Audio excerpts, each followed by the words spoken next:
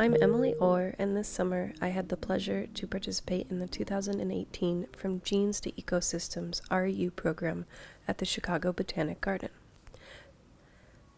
What do genes have to do with ecosystems?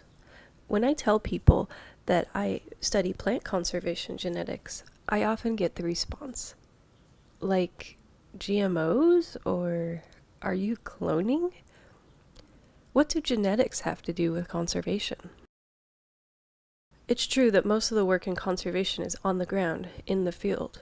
The first step is setting aside chunks of habitat in national forests or local preserves, removing invasive species. But habitat conservation also includes a different concept, restoring native ecosystems.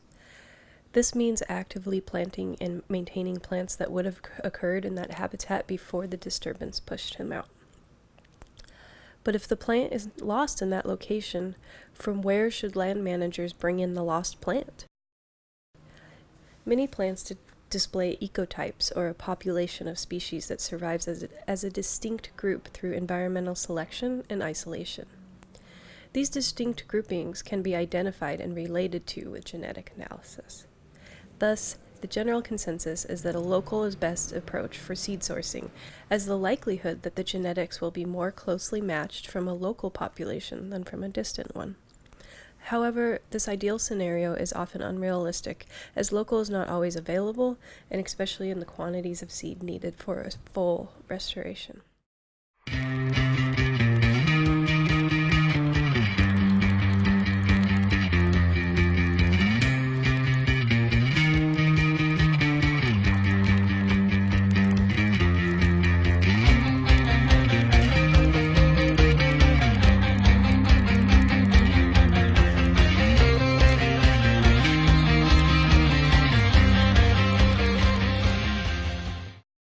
My project was to look into this dilemma for a perennial flower, Penstemon pachyphilus.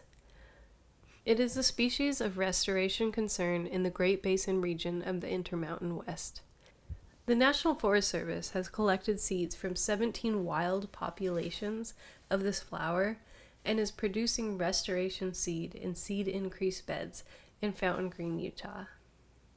They have grown the seed for 2 generations, and they've partnered with the Chicago Botanic Garden to see how, or if, the genetic structure of the next generation is preserving the genetic diversity within the sourced wild populations, or if it's biasing certain ecotypes.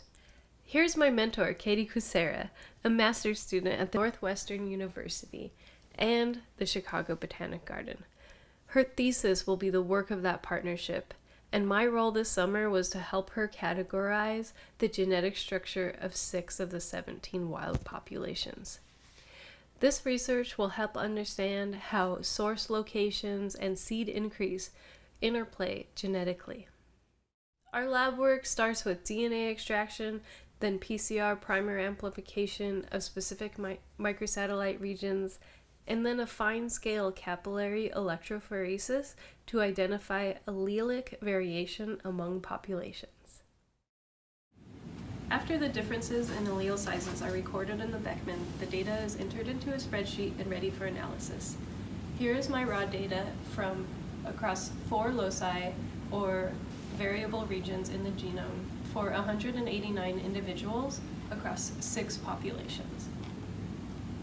I will enter the spreadsheet into GenLX, a Microsoft add-in for statistical analysis, and with those results I'll be able to visualize the genetic population structure differences in a program called Structure. We aim to address seed sourcing questions such as how local is local, and how much geographic distance, elevation, and phenology influence gene flow.